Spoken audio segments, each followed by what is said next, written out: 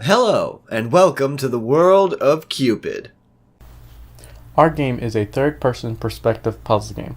It plays like a third-person shooter, but instead of killing people, the main character manipulates their target into committing various actions. The player can only interact with the world by shooting virus targets with their emotional manipulation tool, or EMT for short. Originally, we were looking to make a light-hearted game that had puzzle, platforming, and stealth elements, with both puzzle and platforming being equal in focus. We ended up focusing more on the puzzle side of our game, putting more emphasis on level design and putting less and less time into the other features and mechanics that we originally desired.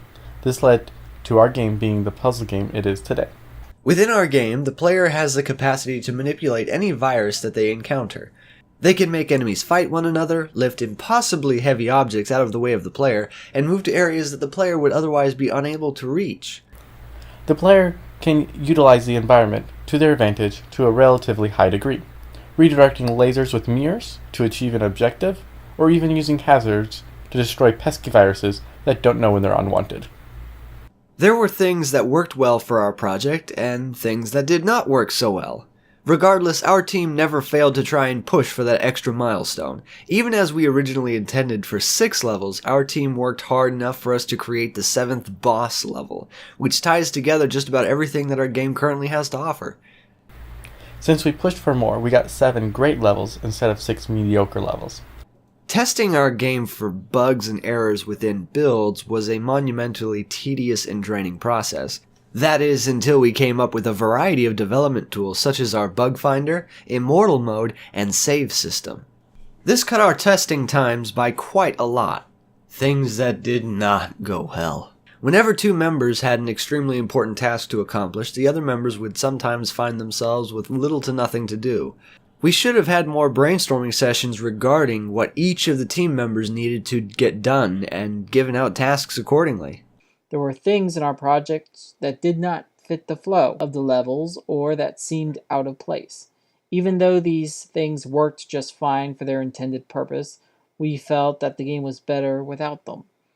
It took far too long to come up with a decisive team decision to cut these things. Because of this, we spent way too long working on items whose destiny was to be cut from the game. We learned not to focus on an item if it was not working out. With that in mind, another issue would be that we overestimated what we could get done in the time allotted.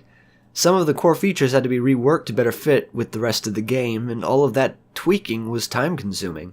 Schedule management was definitely a tough challenge to overcome, as there was hardly ever a day when all members could be on at the same time. A large portion of the time throughout the Capstorm project, only a few members could be on at any given time. Because of this, some of our other features that we were planning on adding could not make it into the game, such as flying and drivable enemies, mass horde manipulation, the building of pet robots to aid in escape and overcoming obstacles, and epic mechanical boss contraptions that the player would defeat by solving yet more puzzles. With our file sharing system, Perforce proved more problematic than it probably should have.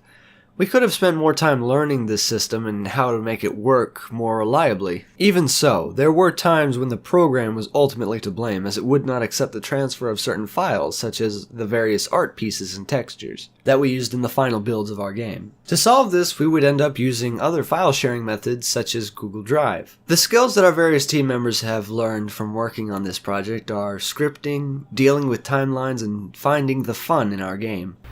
To find the fun in our game, we had to do many hours of playtesting and changing elements to see what worked and what did not work.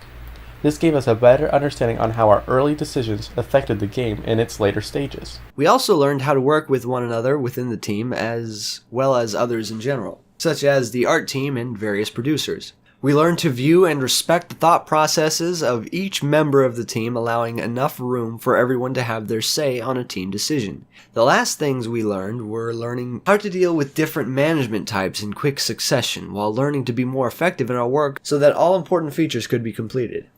Ultimately, this project has been a very acceptable representation of what kind of trials, experiences, and tribulations can be expected from the workforce within the game design industry, and we appreciate the opportunity to learn the skills and things that we have. Thank you for your time and consideration. This has been Cupid.